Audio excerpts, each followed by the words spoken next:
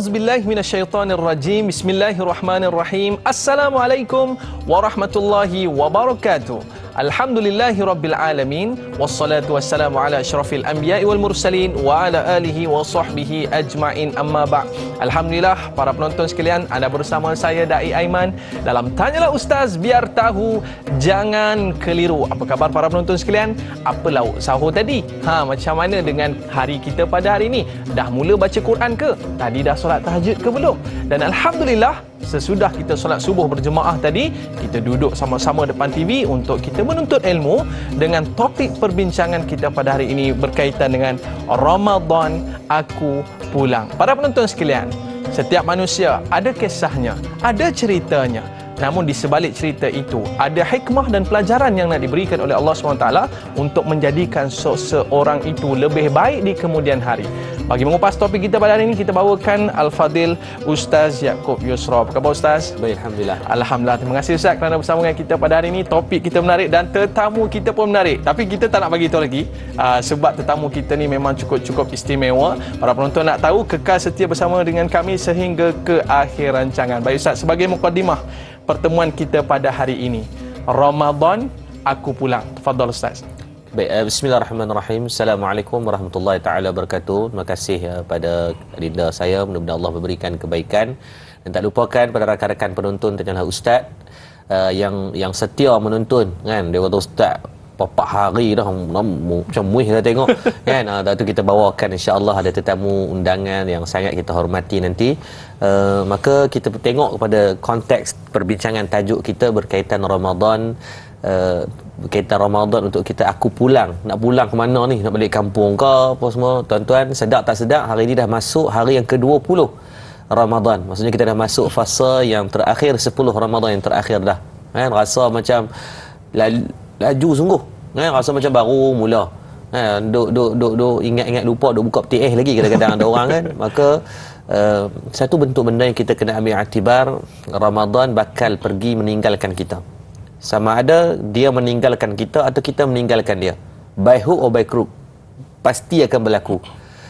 Kebimbangan kita adalah kita tak dapat mengambil faedah dan manfaat sepenuhnya dalam Ramadan itu sendiri.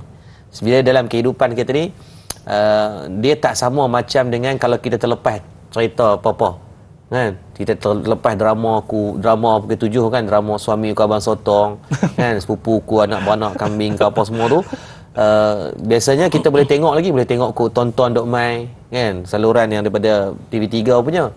Dan kalau kita tengok siaran ulangan Ustaz, sama ya, dia takkan ulang. Macam baru ni Malaysia kalah dengan Oman 2-0 contohnya. So ada seorang hamba Allah tu dia update, dia kata tak apalah, sama-sama kita doakan dalam siaran ulangan esok Malaysia dapat bangkit daripada kekalahan. Kena cek kencing tu kan. Tak pil kuda mesti dia sahok bagi tadi mesti ketum kan. Maka tak ada kalau kata siaran ulangan ni dia mengulangi benda yang dah berlaku. Maka sama Ramadan ni dia akan meninggalkan kita. Dia kata Ustaz tak apa Ustaz, kalau saya terlepas tahun ni saya nak pulun hak tahun depan. Yang tahun depan dia takkan sama dah dengan tahun ni. Yang telah berlalu itu dia akan terus berlalu meninggalkan kita. Cuma yang ruginya adalah apabila kita tidak dapat mengambil faedah sebaik mungkin. Maka itu yang kita nak bincang tentang. Allah sentiasa memberikan peluang kepada kita Ustaz. Cuba tengok kita lak banyak tahun kan, kadang-kadang kita buat lebih kurang. Ada yang orang yang tak semayang bulan Ramadan ni, puasa cukup Ustaz, semayang haram tak? Masya-Allah. Perangai apa tau kan. Ada orang semayang tapi geng bakobar pula dah, ye kan, geng plastik hitam kan. Jadi macam-macam perangai tak senonoh kita ni. Tapi Allah sentiasa memberikan ruang, peluang. Allah tak pernah putus asa kita. Jadi yang inilah peluang dan ruang yang kita nak ambil untuk kita tuntaskan bersama. InsyaAllah mudah-mudahan Allah memayungi kebaikan kepada kita dengan kasih sayang dan nikmat yang baik insya-Allah. Jadi Ramadan yang kata aku pulang ni, Ramadan ni sama ada kita pulang atau dia akan pulang. Jadi kita tak mau kepulangan itu dalam keadaan tidak memberikan sedikit pun penambah baikan dalam soal wa'mal ma syi'ta fa innaka majziyun bihi. Dalam soal amal tu kita bawa bertemu dengan Allah Azza wa Jalla insya-Allah. Masya-Allah. Sebelum kita pulang ke tempat yang kekal abadi, pasti kita nak pulang kembali ke jalan yang benar, iaitu hidayah Allah Subhanahu wa taala. Dan disebutkan sebaik-baik orang yang mana hidup di atas dunia ini orang yang sentiasa ingat kepada perkara-perkara kematian. Baik, kita ada soalan di Facebook, Ustaz, boleh kita raikan? Yes. Kita bersama dengan Ismail Mat Isa. Soalannya, aku pulang. Apakah yang seharusnya kita muhasabah diri andainya ditakdirkan Allah Ramadan ini yang terakhir buat kita? Tafadhal Ustaz. Okay, baik. Terima kasih pada ayahanda Ismail Mat Isa yang Masya Allah daripada Sungai Buloh. Saya masih ingat kalau nama Ismail Mat Isa ni daripada Sungai Buloh. Berkaitan soalan kalaulah kita tahu ni Ramadan lah dah untuk kita ni, apa muhasabah yang perlu kita bawa sebagai keutamaan? Dalam satu hadis Nabi SAW disebut dalam kitab Adabul Mufrad muka surat 479 menceritakan satu hadis daripada riwayat Imam Ahmad berkaitan in khamatis sa'ah. Nabi kata apabila jika terjadinya hari kiamat. Maksudnya ni tengah duk berlaku kiamat ni, Nabi memberikan gambaran kalaulah kiamat berlaku, maka dengan Nabi kata wa fi yadin, di tangan kamu ni adanya benih benih tanaman. Maka kata Nabi SAW fa in istata'a an la takhuma hatta yakhrisaha falyakhrisha. Disebut dengan apa? Kalaulah ada benih dekat tangan kita ni Ustaz, maka kata Nabi, maka jika kamu mampu sebelum terjadinya kiamat, tanamlah. Nak abang kata apa? Nabi suruh kita berusaha juga walaupun tahu kiamat. Apatah lagi Ramadan yang kita tahu dari segi takwimnya ini sedang berlalu meninggalkan kita, sekarang dah melepasi lebih daripada separuh, dah masuk fasa terakhir dah. Takkanlah kita nak buat macam tak ada apa, relax, macam tak ada apa berlaku, something wrong somewhere kita ni Ustaz.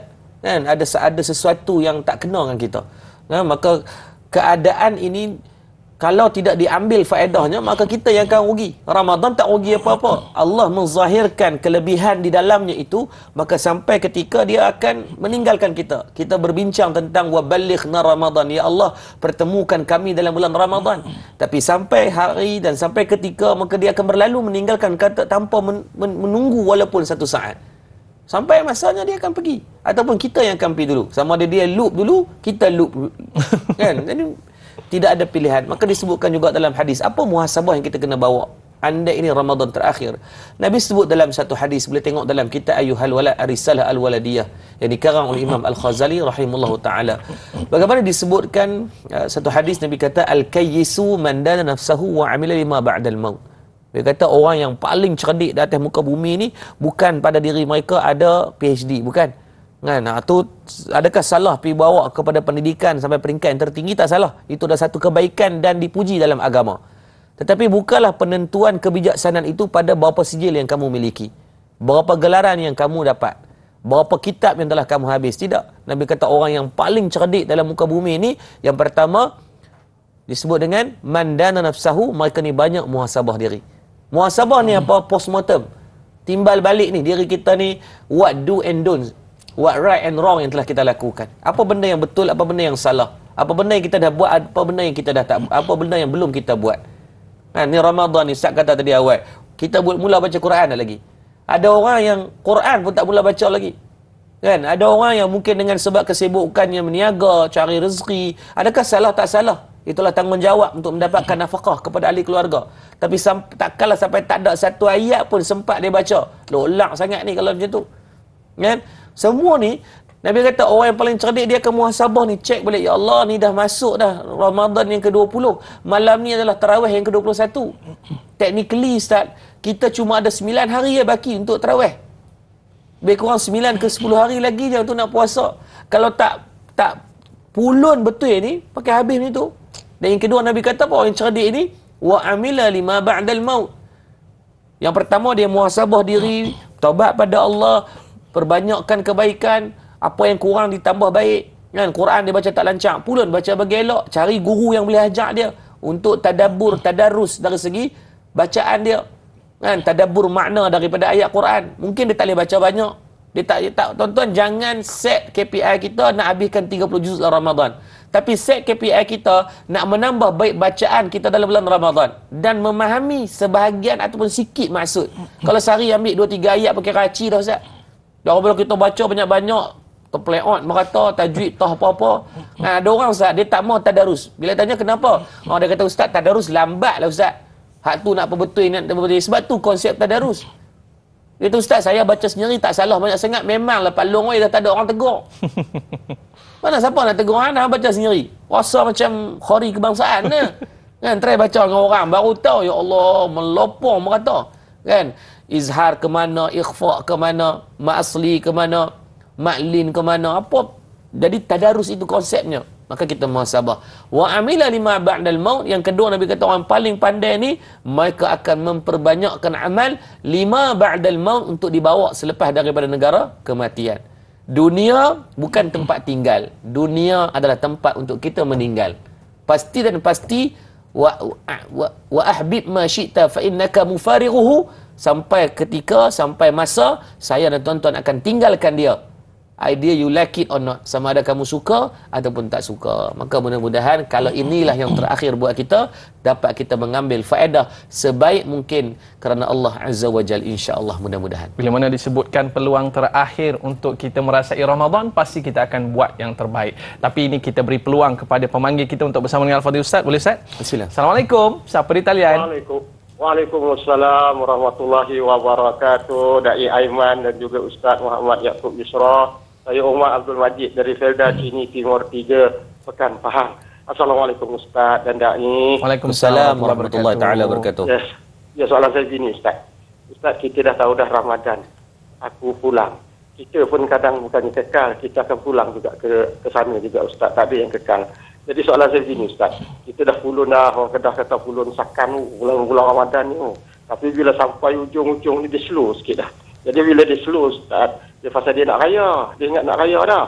Jadi soalan saya, apabila kita buat lagu tu selepas apa tu graduan Ramadan ini, keluar daripada Ramadan, apakah dapat kita ada ke tanda-tanda yang kita boleh lihat di seseorang itu apabila segala amal ibadahnya dapat diterima oleh Allah Subhanahu Wa Taala sebagaimana kita inginkan tu Ustaz. Kerana apa? Kadang-kadang kita tengok orang tu sama aja daripada bulan puasa, lepas tu raya serupa je, tak ada perubahan pun.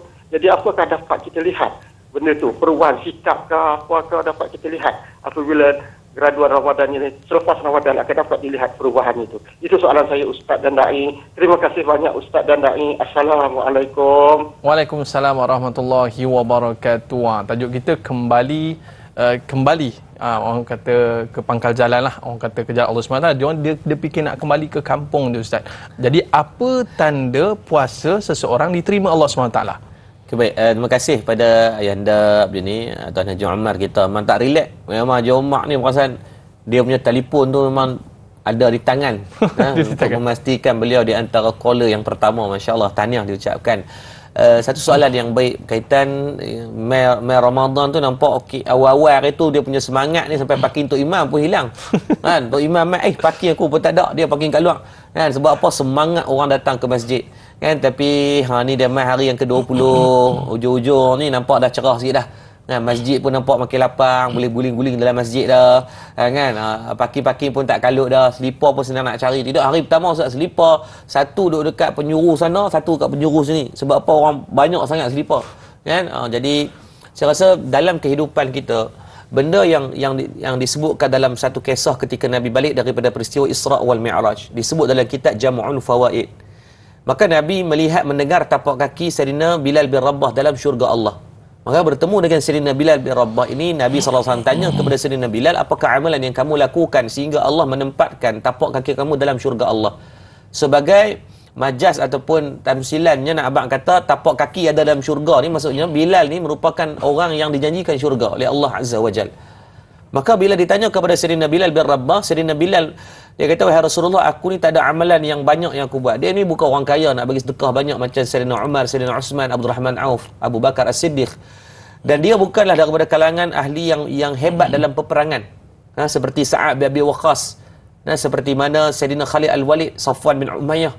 Dia juga bukan daripada kalangan sahabat yang banyak meriwayatkan hadis. Seperti mana Sayyidina Anas bin Malik, seperti mana Abu Hurairah, seperti mana Abdullah ibn Umar.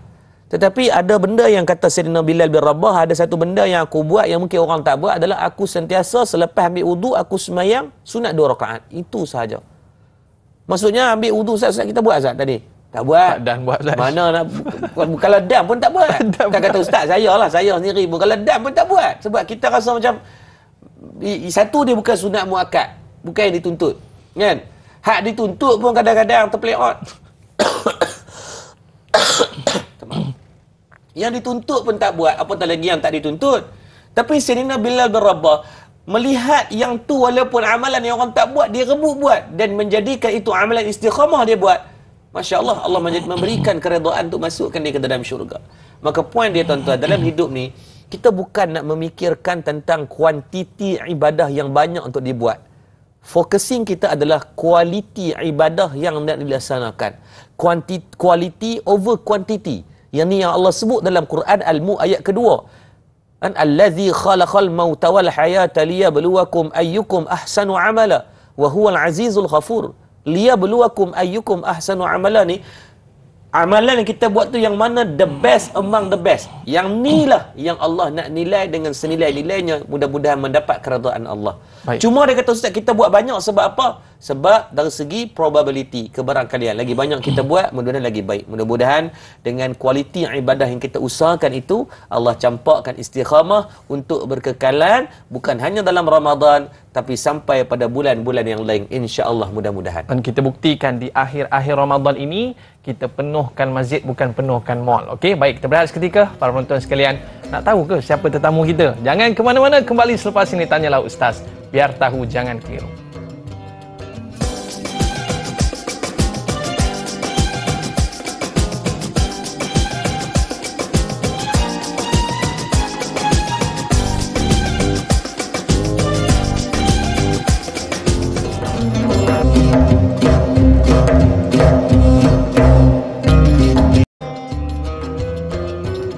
Bulan Ramadan, bulan yang berkat, bulan rahmat dan bulan utama.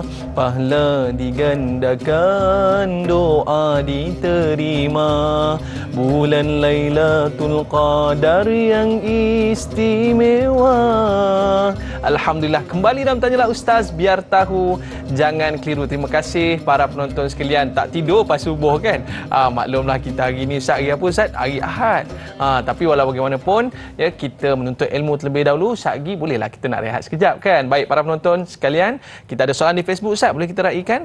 Kita bersama dengan Sirna, yang mana soalannya, adakah peluang kedua itu, ya, amat kita rasai dan ambil cakna bila mana kehilangan orang yang tersayang, lebih-lebih lagi di bulan puasa? Apakah jalan terbaik menebus kesilapan lalu andainya kita seorang pendosa? Sebab baru-baru ni Ustaz ada video viral Ustaz, yang mana dia ini melawan ibunya, dan ibunya tak pedulikan dia Ustaz, dan akhirnya ibu dia meninggal. Dia tak sempat nak minta ampun kepada ibunya Ustaz. Jadi bagaimana kita nak buat ni? Baik, tuan-tuan, setiap manusia ada kesalahan, dan setiap kesalahan itu sentiasa ada peluang. Yang memberikan peluang ni adalah Tuhan yang tidak pernah putus asa dengan manusia. So banyak mana pun kesalahan yang kita buat, sebesar mana pun maksiat yang kita lakukan, sejauh mana pun kesesatan telah kita pergi, maka sentiasa there is always a chance. Selalu ada peluang yang Allah bagi. Maka sebab tu kalau kita tengok dalam seorang sahabat Nabi, yang kalaulah saya rasa sahabat ni hidup di zaman kita Ustaz, pasti dia ni di antara orang yang akan kena kecam gila-gila dengan netizen lah. Betul Ustaz. Namanya macam Ustaz. Oh ya. Tapi Ustaz bagus kan? Nuaiman bin Amru An-Najari. Seorang sahabat Nabi yang disebutkan dari riwayat, dia ni masuk syurga disebabkan dia selalu bagi Nabi seronok. Kisah Nuaiman bin Amru An-Najari ini Allahumma salli ala sayyidina, dia ni adalah seorang pemabuk. Walaupun dia dah semayang, dia ikut Nabi, dia ikut ni, tapi di antara tabiat yang dia tak boleh nak tinggal adalah minum arak. Dia selalu mabuk, sehingga kan sahabat pernah kata, wahai Rasulullah, boleh tak kami nak pergi pukul dia ni? Dia ni ketegang sungguh ni, dalam duk pesan, dalam duk habaq, dalam duk cerita. Lepas tu dia jenis nakal Ustaz. Nuaiman ni, kalau Ustaz baca dalam kitab sirah Nubala, dalam kitab sirah ni, kadang geram kat dia. Dia punya nakal ni tak boleh buat bincang. Pernah satu hari dia panggil Nabi, dia panggil para sahabat. Kata dia nak buat kenduri.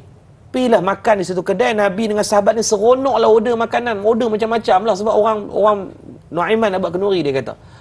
Sahabat dan Rasulullah SAW ni pakai order makanan ni, mereka makan dah kenyang, Nuaiman buat apa? Dia lari keluar. Oh, dia prank Dia Ustaz. dia abang kat token, dia kata lagi minta duit kat Nabi. Allahu Akbar. Ustaz, kalau kita agak nak buat apa? Kita terbalik meja lah Ustaz. Memang mengamuk, tapi nakal, dia memang nakal sungguh. Ada satu hari ketika mana Abu Bakar As-Siddiq nak pergi ada riwayat menceritakan nak pergi ke Syam, ada satu tempat mengatakan dan minta kepada Nabi SAW untuk bawa beberapa pembantu. Maka di ketika itu dicadangkan juga adalah Suwaib bin Harmalah, yakni seorang daripada kalangan sahabat yang sangat amanah orang dia. Jadi dipendekkan cerita, yang ikut dalam rombongan tu juga di antara ni Nuaiman bin Amri An-Najari. Ada juga. Dia ikut. Dia jenis buas, orang jenis buas ni, dia tak boleh duduk diam. Ikut juga. Maka semua orang diberikan tanggungjawab kecuali Nuaiman. Sebab macam mana nak bagi tanggungjawab jenis perangai banyak main ni.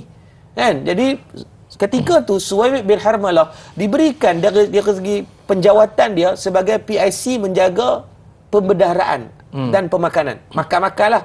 Kalau pergi travel ni ada mas'ul yang jaga storage makanan ni. Ransom apa semua ni.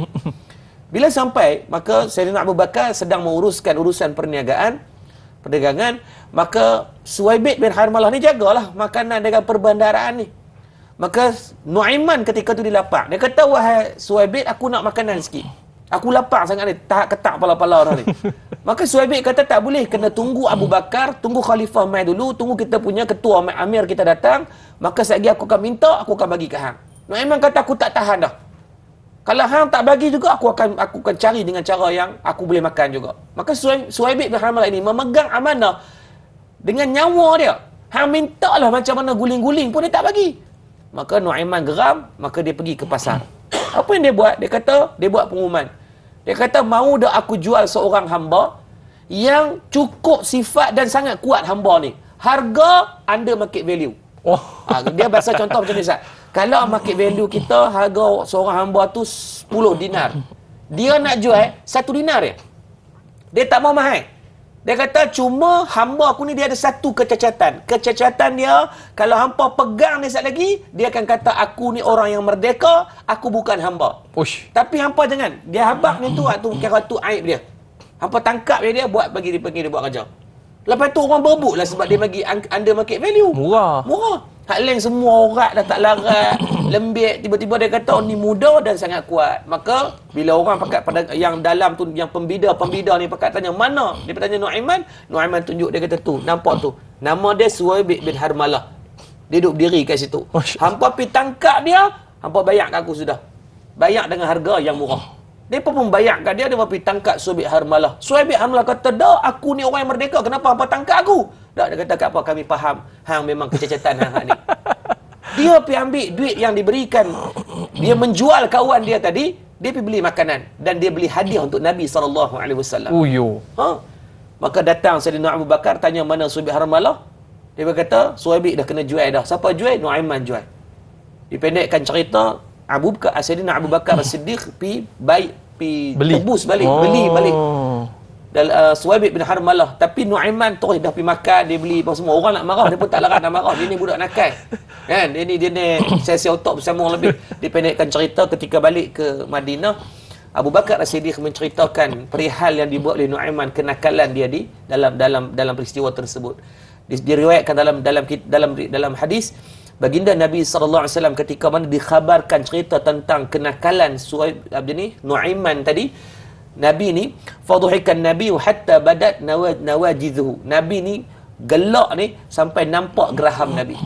Maksud Nabi syok sungguhlah Nabi. Dan disebut riwayat selama setahun Nabi tengok je Nuaiman, Nabi akan seronok. Kalau Nabi sedih, sahabat Nabi akan panggil Nuaiman untuk masuk untuk duduk dengan Nabi. Walaupun dia ni ahli maksiat. Ustaz, kita agak-agak Ustaz, kalau kita tengok orang yang ahli maksiat ni, kita akan pandang dengan pandangan ni macam mana? Pandangan rendah Ustaz. Tapi macam mana keadaan seorang sahabat ahli maksiat tetapi tidak pernah dihukum oleh Nabi SAW dengan pandangan yang keji? Sebab tu saya selalu duduk. Sebab tu kenapa, kalau tanya saya kenapa saya suka duduk dengan orang yang macam ni, saya buat kelas untuk LGBT, saya buat kelas untuk mak rempit. Kenapa duduk dengan orang-orang bukan Islam? Kalau di Madak ni, dekat saya ni banyak orang bukan Islam boleh datang singgah. sunat baru ni ramai orang ke Islam masuk. Sebab pada saya pun tak baik Ustaz. Untuk alangkah jahatnya saya kalau saya memandang buruk kepada mereka sedangkan taufik hidayah je belum dapat pada mereka. Ataupun ahli-ahli maksiat. Mereka mungkin buat maksiat, saya pun buat maksiat juga Ustaz. Kan? Tetapi dalam keadaan kalau nak pandang ni, kita pandang macam mana keadaan Nuaiman. Kita tak baik. Kita nak pandang orang macam kita paling baik. Kita duduk kat masjid Ustaz, kita nampak ada budak-budak nakal masuk. Mereka bising, mereka ada salah. Berapa ramai kita jerekah mereka membuatkan mereka jauh selama-lamanya daripada masjid dan Islam. Lepas tu Nuaiman ni kita tengok satu benchmark yang Nabi tak pernah ajak kita untuk kita menidakkan hak peluang kepada orang.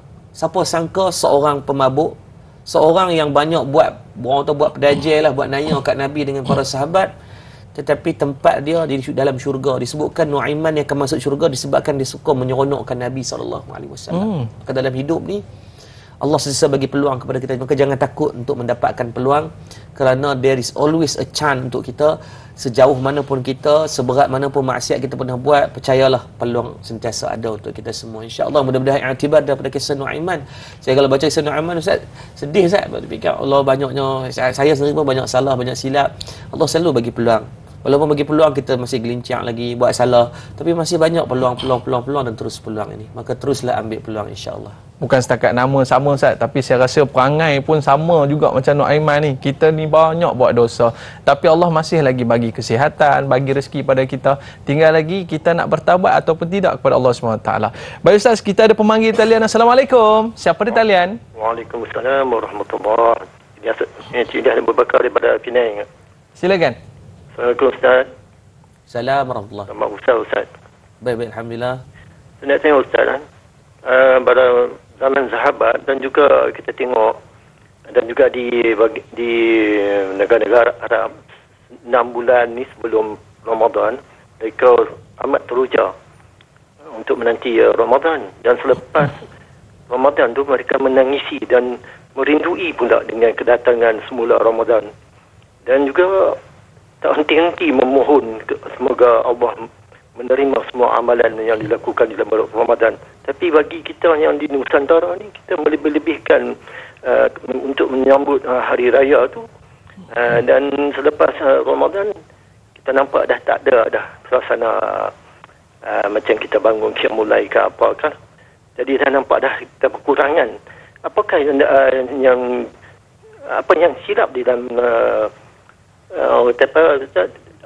dalam apa kita punya iman ke, ataupun cara kita ni hubud dunia ke, macam mana? Minta pencerahan daripada Ustaz. Itu saja. Assalamualaikum warahmatullahi wabarakatuh. Waalaikumsalam warahmatullahi wabarakatuh. Kalau kita tengok di Masjidil Haram Ustaz, kalau solat jemaah waktu tu Ustaz, sampai ke jalan-jalan raya, sampai ke dalam lobi-lobi hotel semua pakai solat Ustaz. Tapi bila mana sampai hari raya Ustaz, pagi raya dia semayang raya, sampai tengah hari dah buka kedai dah. Beza dengan kita Ustaz, raya sampai sebulan. Jadi macam mana kita nak mengambil semangat ya orang-orang yang berada di negara Arab sana yang semangat untuk buat ibadah tu, nak bawa ke tanah air kita ni Ustaz? Baik, Allahumma salli ala sayyidina Muhammad.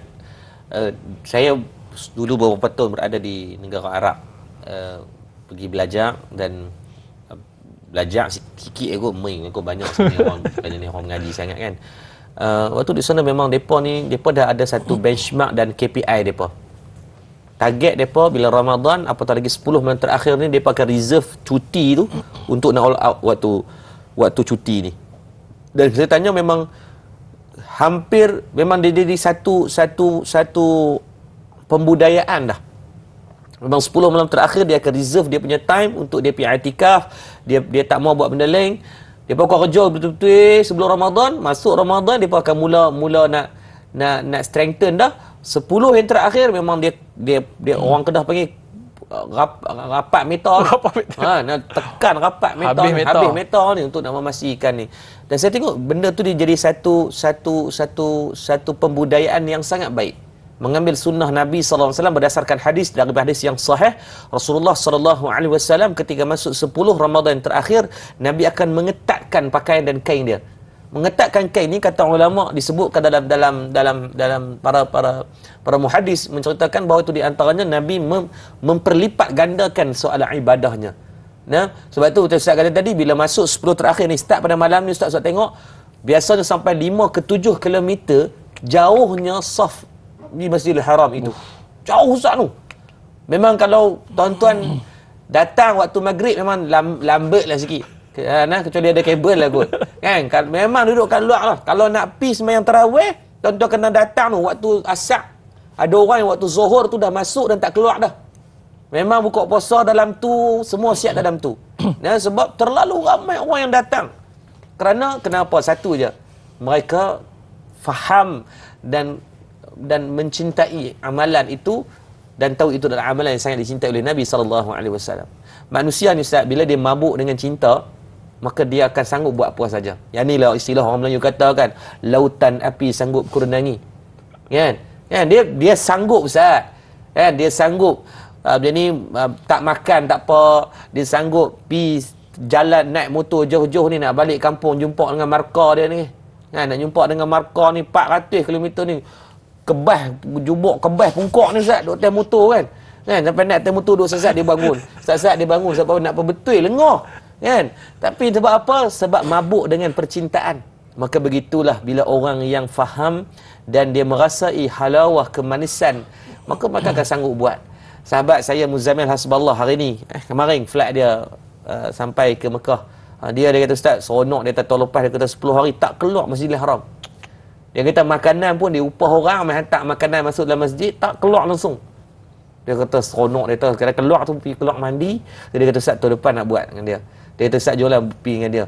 Dia kata jom, seronok bila kita ada kawan-kawan yang dia menceritakan tu, kita seronok, kita dengar tu rasa excited. Seronoknya. Dia kata tak keluar terus Masjidil Haram sampai pagi raya. Pagi raya semua akan keluar macam biasa. Memang di sana tu dia punya pesta dia tu adalah dalam bulan Ramadan.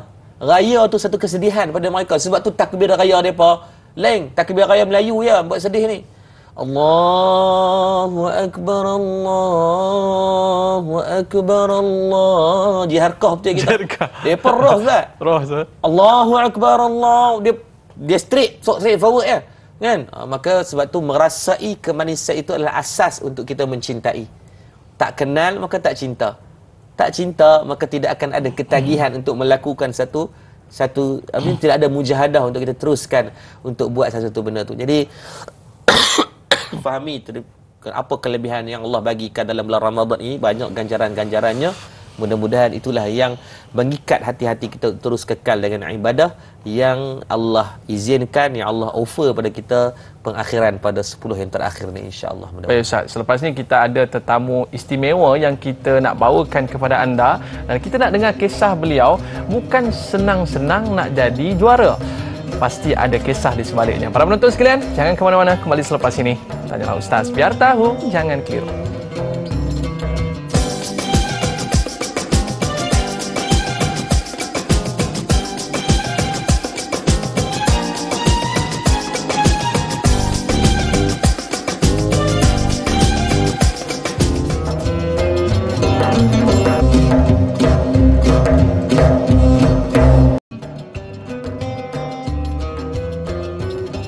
Alhamdulillah, kembali dalam Tanyalah Ustaz, biar tahu jangan keliru. Terima kasih kepada para penonton sekalian. Pada ini kita nak bawakan kepada anda tetamu istimewa kita pada hari ini, iaitu Abang Amir Jahari. Apa khabar abang? Alhamdulillah. Alhamdulillah sihat Mana gitar bang?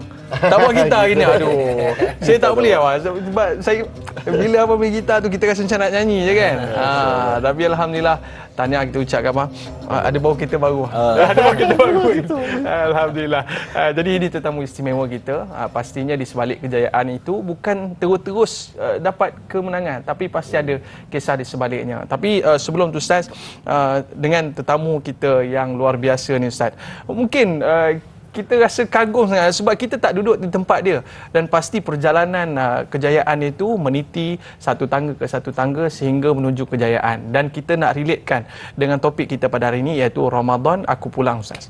Baik, kisah Abang Amir ni sangat saya Ustaz, terus saya tak pernah tengok AJL. Jangan marah tiba-tiba dah. Sebab saya tak reti nak tengok. Kan? Bukan cari lagu minat. Lagu tak relax kan, Blackpink apa abang Gopo ingat apa. Kan, cuma nak tengok tu biasa tak ada kesempatan. Tapi yang baru ni tiba-tiba bila depa umum tu, saya kata saya selalu dengar lagu teriak dia tu kan, lagu cerita Nur tu kan. Jadi Allahumma salli ala Muhammad membuatkan saya rasa saya nak kenal siapa Abang Amir. Tu alhamdulillah 2 minggu yang lepas, walaupun dengan secara spontan dia kata abang nak ajak Melala kami buat geng subuh macam Jumaat, ajak Abang Amir, ajak Abang Alif. Jadi sebab kita tahu dengan influencer ni mereka ada pengikut dan alhamdulillah orang ikut mereka. Nah, jadi kalau bawa ke arah kebaikan, baik orang akan dapat. Kalau bawa kepada benda-benda lolak lah akan jadi dia. Jadi alhamdulillah Abang Amir di antara orang yang tak berkira pun. Dia pergi ke Masjid Negara, lepas tu colek bawa pergi Sungai Petani. Pergi balik hari bang. Pergi balik lagi. Main ambil di sini. Mayang subuh ya. Mayang subuh balik pula. Tengah hari ada pula program di sini. Itu yang saya rasa kagum dan saya rasa Abang Amir ni saya rasa banyak benda yang kita boleh belajar lah. Walaupun bukan ustaz kan, tapi Allah bagi kira baru nak start ni. Tapi subhanallah kan, hebat. Jadi mungkin saya rasa Abang Amir mungkin boleh kongsikan sikit sebab ni Ramadan ni bakal meninggalkan kita. Jadi kita tak mau kita terlepas banyak peluang yang ada dalam semua orang dengar macam-macam, ada down lah, tengah duk depressed lah, tengah duk macam-macam. Abang Amir tahu tak, dalam 2 bulan 3 bulan ni saya rasa lebih daripada 5 orang yang PM saya untuk nak bunuh diri. Dalam 2 bulan 3 bulan ni. Saya tak tahulah, saya rasa sebelum ni ada mungkin setahun 2-3 orang. Tapi tahun ni dalam 2 bulan 3 bulan ni saja dah melebihi 5 orang. Maksudnya kita faham betul lah keadaan yang sangat menduka citakan, tapi sudah pasti kita perlukan dorongan dan nasihat-nasihat lah juga insya-Allah daripada orang soleh yang ada dengan kita insya-Allah. Kita tengok Abang Amir punya persembahan yang luar biasa, menampilkan satu persembahan yang mana tidak seperti artis-artis yang lain. Kalau terbang apa semua. Dinding nerak tepti air tak ada pun, tapi Allahu Rabbi. Cuma yang kita lihat membawa isu-isu yang menyentuh hati penonton-penonton, isu Palestin dan sebagainya sehingga mendapat standing ovation, maknanya satu penghormatan yang cukup luar biasa ni. Dan pada saya kita dah tahu dah bila orang bangun tu memang tak ada orang lain dah juara. Jadi bang, bila kita melihat tentang kejayaan ini dalam kehidupan semua manusia ni pasti ada ujian bang. Dan di sebalik ujian tu Allah akan berikan sesuatu yang luar biasa. Jadi apa sebenarnya ujian yang paling memberikan kesan dan kematangan dalam kehidupan abang ini sehingga menjadikan seorang yang berjaya? Silakan bang. Okey. Minta izin Ustaz. Silakan. So saya pada tahun 2018 sampai 2020 tu kan. 2018-2020 adalah fasa kegelapan hidup saya lah sebenarnya. Saya mengalami masalah mental. Masa tu memang saya sangat apa orang kata tak nak bekerja, nak duduk rumah je, kurung diri, lepas tu tak bercakap, suka duduk tempat gelap apa semua. Sebab itu adalah dia punya simptom apa mental illness tu lah. So benda yang paling saya kesal sekali lah, yang saya rasa macam lepas ni kalau boleh saya tak nak buat lagi dah, adalah bila saya fikir balik sekarang ni, saya tengok muka anak saya dengan isteri saya. Anak saya ada 3, dengan isteri saya makan nasi dengan kicap berbulan-bulan. Masa saya tengah, padahal badan sihat ni, tapi mental tak sihat lah masa tu kan. So badan sihat walafiat ni, kita boleh ada kudrat nak bekerja atau apa semua, tapi kita tengok anak isteri kita walaupun makan nasi dengan kicap, diorang happy, tapi kita rasa bersalah. Kita rasa sakit sebab apa? Kita mampu, tapi apa mental kita tak mampu.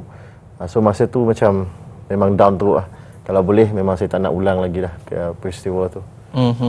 Baik Ustaz, bagaimana kita boleh kaitkan dengan ayat Al-Quran yang mengatakan orang yang bersabar ini Allah akan ganti dengan bighairi hisab tu Ustaz. Mungkin ini sebagai satu perkara ujian yang dilalui sehingga Allah akan berikan hadiah yang berlipat kali ganda ni Ustaz. Baik, dalam Quran kalau kita tengok pengulangan ayat berkaitan sabar ni ada lebih kurang 103 tempat. Bayangkan daripada 114 surah ni, maksudnya out of 90% tu adalah menceritakan tentang sabar, and in the end of the day sabar ni satu je, consequences, tanggungan yang kita akan dapat adalah syurga. Sebab tu kata perjalanan 2018-2020 kita dengar macam adalah 2 tahun je, tetapi dalam tu ada lebih kurang 700 hari nak memandang wajah anak, nak memandang wajah isteri. Bayangkanlah makan kicap ni, kalau kita dulu lah dengar orang tua-tua duk cerita makan nasi dengan garam, dengan minyak, lauk minyak. Tapi inilah hakikat yang sedang berlaku. Kesakitan yang sedang berlaku. Abang Amir mungkin salah seorang yang Allah bagi satu, bila ada mujahadah, dia keluar daripada kepompong sakit itu, ada kekuatan. Tapi bayangkan berapa ramai masih yang terperangkap. Maka ubatnya tadilah kan, kita tak mau benda itu berulang. Dan sebab itulah kita nak apa yang kita bincangkan hari ni, kebaikan tu dapat ni kepada orang-orang yang mungkin sedang bergelap lagi ni. Mungkin masih, dia bukan soal dia makan apa, tetapi soal sakitnya ni membuatkan tak makan pun tak apa.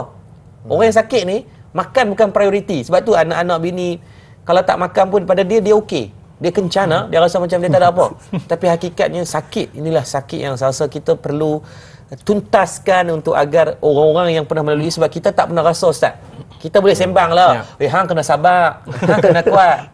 Tapi orang yang berhadapan dengan orang yang ada masalah anxiety, orang yang ada masalah PTSD, yang stress disorder lah apa semua ni, menanggung itu lebih berat daripada yang melihat.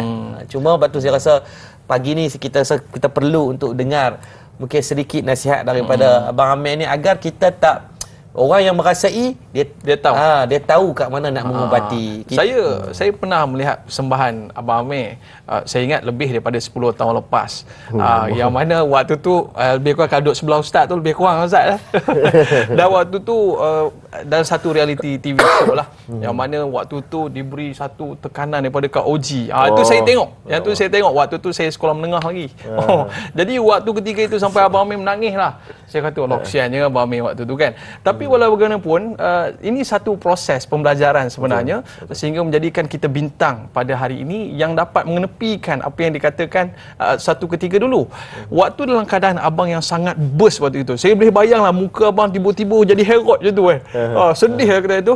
Mungkin apa amalan yang abang lakukan dalam tempoh 10 tahun perjalanan ni sehingga menjadi bintang pada hari ini, bang? Allah, amalan saya tak ada lah amalan sangat. Tapi apa, daripada AF tu sampai 2000 berapa tu? 2010 sampai sekarang 2024. Saya rasa yang bawa saya pergi ke sampai sekarang ni adalah mungkin kerana apa yang first kali apa yang saya nak dalam muzik. Dulu sebelum saya pergi ke KL, saya dengan arwah ayah saya naik flight. Naik belon. Orang Sarawak cakap belon. Naik belon, naik flight. Bila landing dekat KL ni, nak pergi belajar dekat Aswara, sekolah seni dekat ni, universiti ni. So, bila masuk dekat Aswara tu, dah daftar semua dah. Masa first landing tu, Amir macam pegang tanah. Lepas tu, macam apa, letak kat dada ke apa, tak tahu apa Amir buat lepas tu. Tapi dia macam nak macam claim yang okay. Macam tu, pegang tanah dulu. Lepas tu cakap, Ya Allah, kalau muzik ni betul jalan hidup aku, kau pemudahkanlah. Tu cakap macam tu. Tu adalah first doa yang kami buat dalam masa datang ke KL. Lepas tu dalam perjalanan tempoh perjalanan 2010 sampai 2024 tu, Amir memang fokus nak buat lagu yang dapat bagi orang kalau lah gitu ya. Orang tu happy. Kalau orang ni sedih, dia boleh jadi happy. Kalau orang tu sedih, dia dah susah nak menangis, kita dapat bagi dia menangis supaya dia release. Kalau orang tu happy, bagi dia lagi happy. Benda-benda macam tu lah. So nak memberi manfaat melalui muzik. Itu maybe itulah apa, daripada awal sampai sekarang fokus dekat situ je. Tak ada niat nak fokus tu, niat tu je. Tak ada fokus nak famous ke apa ke, tak ada. Saya ingat abang orang Kedah sebab letak teriak tu. Dia main teriak tu, teriaklah kan. Tapi itulah the beauty of art sebenarnya. Sebab dari sudut bahasa, dari sudut music itself kan, kalau kita dengar lagu Gwencana tadi lagu Korea kan, kadang-kadang kita tak faham maksud dia, tapi disebabkan muzik dia, melodi dia, kita boleh rasa apa yang dia cuba sampaikan. So teriak tu mungkin perspektif orang Kedah menangis kan. Jadi benda tu boleh diguna pakai. Dia tak adalah macam kena ikut apa yang saya buat, makna yang saya letak, tak boleh. Dia perspektif dia bebas. Lepas ni kita nak minta ustaz lah nyanyi, mungkin bunyi dah lain sikit. Riau. Riau lah. Dekat teriak riau. Ustaz, kita ada satu ayat Quran tu disebut, ya ayyatuhan nafsul mutmainnah irji'i ila rabbika radiyatan mardiyah. Yang mana ini satu dialog. Macam Abang Amir tadi berdialog dengan Allah SWT. Ya Allah, kalau betul lah ini jalan aku untuk cari rezeki, untuk kembali kepadamu, bagi orang seronok dan sebagainya. Mungkin ni dialog kepada Allah SWT yang Allah sebenarnya tunggu-tunggu kita berdialog dengan dia, Ustaz. Fadal. Baik, disebutkan dalam satu hadis qudsi yang tadi ni perbuatan tadi ni, dia kata ana inda amdi zanni, ana inda zanni abdi bi. Allah di atas sangkaan hamba dia. Bayangkan daripada awal niat memang ada orang yang memang masuk dunia artis, dunia nyanyian ni memang daripada awal nak masyhur, dia boleh dapat kemasyhuran tetapi mungkin hilanglah ketaatan. Daripada awal memang tu kata tadi satu bentuk yang saya rasa story yang sangat baik untuk saya rasa khususnya mungkin anak-anak muda kita yang nak mencuri bidang penyanyian, bidang lakonan, bidang famous ni lah, bidang yang sebagai selebriti ni. Niat daripada awal tu penting. Betul. Kan? Kalau salah niat dia terplay out bila-bila masa saja. Daripada awal tadi memang dah tepuk dah, ya Allah kalau pilihan jalan ni boleh bagi kebaikan, bagilah untuk agar boleh benda ni jadi permudahkan. Allah permudahkan tapi melalui jalan yang tak ada. Mudah ni bukan makna tak ada ujian. Mudah ni Allah bagi ujian tu, riau kau uji, tengok atas tu sebek saya rasa macam nak start dia kau uji apa benda, marah orang petara tu. Tapi itulah proses menjadikan, sebab tu kita hard time create strong people. This is strong people from the hard time tadi, insyaAllah. Terima kasihlah Kak Oji. Tiba Ustaz nak salat. Jangan kata-kata tapi Kak Oji dia banyak melahirkanlah seorang karyawan yang hebat di luar sana. Baik, kita nak beras ketika saya nak tanyalah, mungkin atas pentah tu mungkin ada satu aura yang datang supaya kita dapat memberikan dah sampai kepada orang sana. Vokal. Kita nak tanyalah lepas ni, Ustaz. Baik, para penonton nak tahu apakah yang akan dikongsi oleh Abang Hamid Al-Fadhil Ustaz. Kembali selepas ini, tanyalah Ustaz, biar tahu, jangan keliru.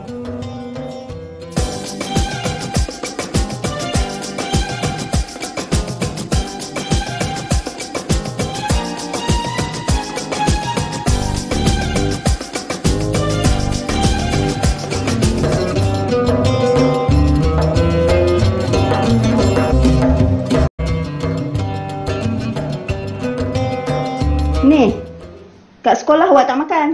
Mak bagi duit sekolah hari-hari, buat apa? Bagi kawan? Mak selalu marahkan Soleh. Tak pernah buat bersangka baik dengan Soleh. Mak fikir Soleh anak yang nakal. Mak penat cari duit. Soleh habiskan macam tu je. Rupanya Mak yang tersalah sangka. Duit belanja sekolah Soleh sebenarnya dihabiskan untuk sedekah di masjid. Keluh dan terharu bila Mak tengok kebaikan Soleh menjadi ikutan anak-anak masjid yang lain. Nak, maafkan Mak ya nak.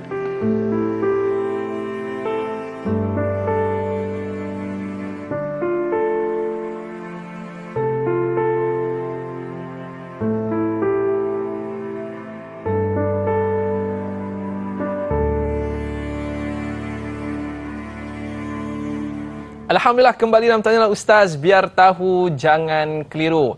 Baik Fadil Ustaz, kita nak tanya satu soalan lah. Ya, dalam bulan Ramadan Ustaz, dalam usaha mengejar redha dan ketaatan kepada Allah Subhanahu Wa Taala. Jadi apakah cara ataupun inisiatif yang boleh kita lakukan agar kita dapat pelihara diri kita daripada melakukan perkara-perkara yang boleh menggugurkan iman seseorang, Ustaz? Fadal. Baik, macam kami di Madats ni, alhamdulillah kita memang menjadikan sebagai daripada awal tu kita adalah nak jadikan as a stop center termasuk kepada semua golongan tanpa kita mengenepikan orang-orang mana pun. Lepas tu daripada dulu 2018 pun kita buat kelas khas untuk mak rempit. Lepas tu ni tahun ni kita buat kerjasama dengan beberapa NGO untuk pemulihan kepada golongan LGBT kan. Ni depa ni memang teruk ni, Angry Bird pun tak ada dah. Betul Ustaz, yang tahap yang dah memang tak boleh buat bincang ni, tapi nak berubah. Kan, baru ni dia orang datang Ustaz, 50 orang. Terkejut depa duk main. Saya tak kisah apa dia saya tahu depa ni geng latu-latu juga asalnya kan, laki kan. Tapi boleh berkawan semua. Dia berkata ustaz boleh semayang dengan kami, ustaz tak rasa geli ke? Saya kata takut apa? Bukannya hampa nak ajak saya mandi sekali. Takkan nak semayang sekali.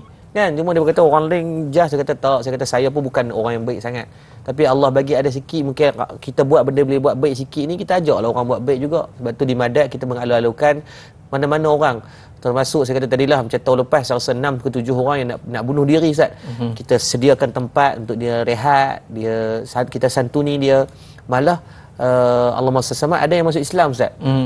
Ada yang tahun lepas hari tu dia datang duduk dengan kita disebabkan dia nak bunuh diri. 2 bulan saya mengasuh dia dan dia masuk Islam. Dan sekarang alhamdulillah dan insya-Allah kita akan bawa dia dalam 3-4 hari lagi sebagai salah seorang daripada jemputan di sini, menceritakan bagaimana keterbukaan kita itu bukanlah terbuka sampai menidakkan syariat, tetapi selagi mana tidak melangkaui syariat, maka kita mengalu-alukan. Even orang baru ni daripada Jepun, sama daripada Korea, satu bas datang nak belajar tentang Islam. Malah kami buat satu benda yang baru, kalau mana yang luar negara atau bukan Islam datang ke Madat, kita pakaikan dengan pakaian yang cantik. Selalunya kain macam hantu Kak Limah macam tu kan. Jubah-jubah macam tu kan. Tak, ni kita pakaikan dengan pakaian yang tudung tak relax punya. Kalau depa tengok tu nampak ya Allah. Jadi dia seronok tengok menutup aurat pun boleh jadi cantik sebab depa ni nak kecantikan. Kan? Dia nak kepada autentik kecantikan tu. Sebenarnya dalam berfashion pun Islam membenarkan kecantikan. Kan? Cuma jangan berlebih-lebih macam sampai pipi tiga kalau macam lampu isyarat kan, gincung pada atas hidung. Jadi kita meletakkan kesederhanaan itu. Jadi itulah konsep yang kita cuba bawa lah insya-Allah sebagai as a stop center, no judge. Allah, kita menyampaikan, Allah menentukan. Soal dia nak berubah tak berubah itu penentuannya adalah mutlak milik Allah. Saya pergi dekat tempat Ustaz tu tak sempat saya nak main kuda Ustaz. Tapi itulah saya teringin juga nak naik gelonsor yang pusing-pusing tu. Baik Ustaz, kita nak tanya kepada Al-Fadhil Ustaz, kenapa orang-orang di luar sana perlu sama-sama dengan Al-Fadhil Ustaz untuk kita menghidupkan lagi Madat ini Ustaz? Baik, yang pertama alhamdulillah kita pun tak jangka dalam tempoh setahun. Kita baru setahun Ustaz beroperasi masjid tapi menjadikan stop center ni. Tapi semayang Ustaz dah mula penuh Ustaz. Pengajian mingguan penuh, masjid dah tak cukup sampai melimpah keluar. Jadi pilihan yang kita adalah kita terpaksa membesarkan dengan dewan tambahan masjid, dan dewan tu juga akan jadi fungsi yang lain adalah masjid dan gym. Jadi ni maklum-maklum dengan telekong tu habis mayang boleh pergi kat gym tu, boleh nak menerap, nak berguling, boleh ada, jadi dia tertutup. Jadi tak adalah nak berzumba tu nak rasa segan sangat. Ini dengan pakai telekong, dia kata Ustaz macam dengan macam ni dia bon gila dia kata kan. Jadi tak maulah nampak macam tu. Jadi kita asingkan lelaki dan perempuan dan mengikut tahap kemampuan. Jadi ramai tu umur 70, cara workout dia pun umur yang macam tu lah. Dan dewan tu juga boleh memuatkan saya rasa sekitar 1,000 orang lebih dalam satu masa. Jadi masjid boleh dalam dekat 2,000 campur dengan 1,500 boleh dalam 3 ke 4,000 lah satu masa. Sebab kalau tak ada keperluan saya pun tak mau besarkan, tapi dah sebabkan sekarang ni semua sedia maklum, masjid kita sentiasa penuh. Even Ramadan hari tu pun penuh. Ni sekarang ni subuh macam kemarin dulu pun masih penuh lagi. Jadi membuatkan saya rasa kita perlu membesarkanlah ruang solat kita. Untuk kos permulaan ni dalam masa sebulan ni kita perlukan sekitar 1 juta lebih. Kerja piling dah buat dah, BIM bawah pun dah settle dah. Saya rasa jangkaan dalam penghujung tahun ni dah siap bangunan tersebut.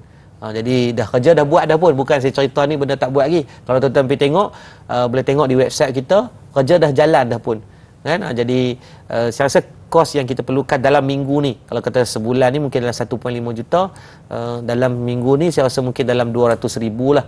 Sebab kerja dah buat, jadi kita nak kena bayar dan sebagainya kepada kontraktor. Tambah-tambah dekat dengan raya ni, kesian kat depa lah kalau pending kan. Jadi 200,000 ni tak banyak yang sedang menonton. Saya tengok di FB pun dah 2,000 orang.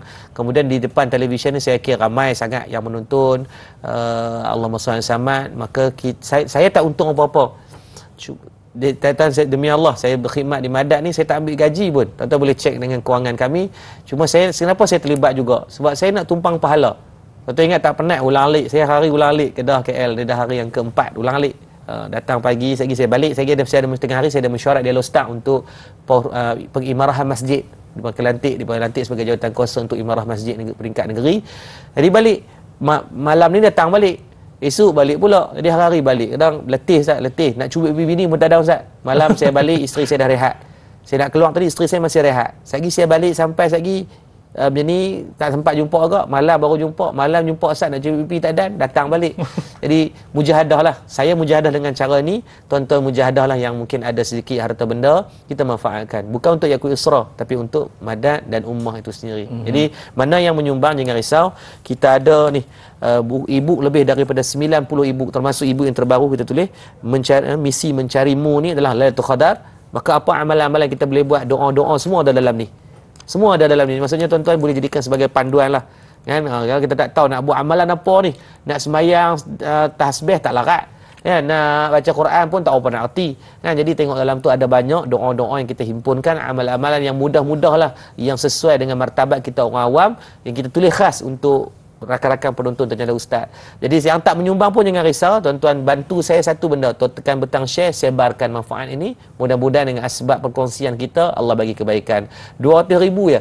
200,000 ni kalau kita tak buat, orang lain akan ambil. Jadi itulah satu kerugian. Ni dah Ramadan yang terakhir, 10 yang terakhir ni kita rebut peluang insya-Allah. Mudah-mudahan saya doakan yang menyumbang Allah bagi syurga untuk kita semua insya-Allah. Baik, insya-Allah. Amin ya rabbal alamin. Baik Ustaz, kita dah tamat di TV3, kita akan sambung lagi 30 minit di TV9 sebab ada lagi soalan kita nak tanya kat Abang Amir ni. Jangan ke mana-mana insya-Allah. Jangan ke mana. Kembali selepas ini, Tanyalah Ustaz. Biar tahu, jangan keliru.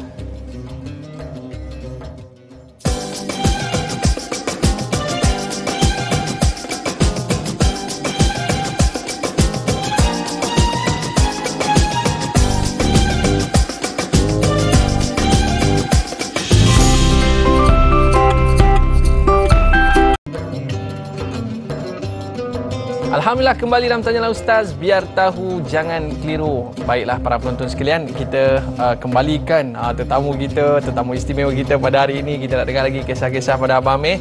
Tapi Ustaz, dalam kita orang kata nak comeback dalam kehidupan ni Ustaz, yang paling penting orang istilahnya circle ni Ustaz, yang bagi kita kekuatan, yang bagi kita dorongan dan sebagainya. Dan sudah pastinya keluarga itu sendiri memberi satu kekuatan. Mungkin ada sesuatu yang mungkin Ustaz boleh sampaikan.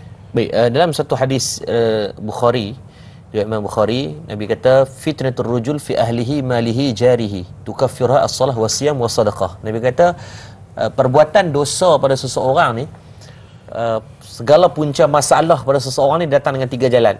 Yang pertama ahlihi, malihi, jarihi, ahli keluarga, sekal tadilah. Yang kedua harta benda. Tak ada harta benda pun pening kepala. Kan? Bila ada dalam keadaan yang dia dah tak ada sumber sangat, maka dah losing ni, dia tak mau buat apa dah dalam hidup dia. Tu pun masalah. Yang ketiga jarihi, yakni jiran tetangga. Siapa yang kita kawan. Sebab tu disebutkan juga agama ni dengan siapa yang kita duduk dengan dia. Kan penting. Sebab tu dalam hidup ni dia mesti kena ada seseorang yang boleh menjadi tempat rilis kita. Kalau paling dekat sebagai seorang manusia ni mak, kan? Bila mak ni tuan-tuan cerita dekat dia takkan berkhianat dengan kita. Mak dia takkan khianat, dia takkan ambil status. Dia takkan cerita ke orang biasanya. Kan? Jadi tuan-tuan jangan malu untuk cari. Dalam psikologi, tuan-tuan perlu macam semalam kita ada tetamu super daddy. Allah bagi pada dia isteri meninggal 6 tahun yang lepas dan dia membesarkan anak pula autism. 3 orang ada masalah simptom autism ni. Yang first autism, yang second ada selective autism. So bayangkan sebagai bapa tunggal membesarkan anak yang macam tu, bukan satu benda yang mudah lah badan. Dan dia kata anak dia waktu isteri meninggal ni macam sihat elok, pergi hospital ada jangkitan kuman dan meninggal dengan on the spot. Anak yang sulung ni dia kata apa? Jadi depression, 2 tahun tak menangis dan 2 tahun tak bercakap. Dia menyimpan sakit tu. Mujuklah alhamdulillah pencegahan awal ni, dia pergi bawa anak ni pergi jumpa dengan pakar psikiatri. Dan waktu itulah diajarkan cara untuk nak meluahkan dan sebagainya, barulah dia boleh belajar untuk menangis dan bercakap dan meluahkan. Kalau tidak dia takkan jadi normal. So bayangkan keadaan tu Ustaz, disimpan, maka dia akan jadi time bomb. Time bomb ni yang kita paling takut. Na'udzubillah. Abang Amir ada ke orang yang mendorong, yang orang kata istilahnya menolak Abang Amir daripada belakang ni? Kita ni duduk di depan je kan, ada orang tolak daripada belakang ni untuk jadi orang yang berjaya. Dia ni lah kata buat begini. Ada ke Abang Amir? Dia bukan menolak lah. Dia menemani. Dia sentiasa menemani. Okey. Isteri saya dengan anak-anak saya lah. Sebab walaupun saya susah macam mana pun, dia orang mesti ada dengan saya, tak pernah komplain. Tak pernah pun cakap macam nasi kicap je. Tak ada. Alhamdulillah. Dia orang masa tu pun dia orang faham saya tengah sakit apa semua. So tapi salah satu lagi adalah arwah ayah saya jugalah. Masya-Allah. Tu dari dia meninggal 2022 kanser paru-paru. So 2020 sampai 2022 itu adalah fasa saya dalam penyembuhan lah. Fasa healing orang cakap. So 2020 sampai 2021 tu saya ambil ubat, ambil medication. 6 bulan pertama 2020 nak pergi ke 2021 tu, 6 bulan pertama tu memang struggle lah. Makan ubat hari-hari stone. Lepas tu lepas 6 bulan tu cubalah berhenti. Cuba untuk tak ambil, tak consume. Tapi tak dapat. Dia jadi lagi teruk. So kali kedua tu ambil lagi 6 bulan dan setahun. Dalam masa setahun tu 2020-2021 tu alhamdulillah. Lepas setahun saya dah mula dapat cara nak kontrol. Dan setiap orang lain cara kontrol dia mengikut mental health dia lah. So mental illness dia, sorry. Jadi perlu cari yang pakar lah, cari psikiatri yang pakar. So daripada 2020, 2021, 2022. So 2020 saya dapat tahu ayah saya kena kanser tahap 4. 2022 dia meninggal.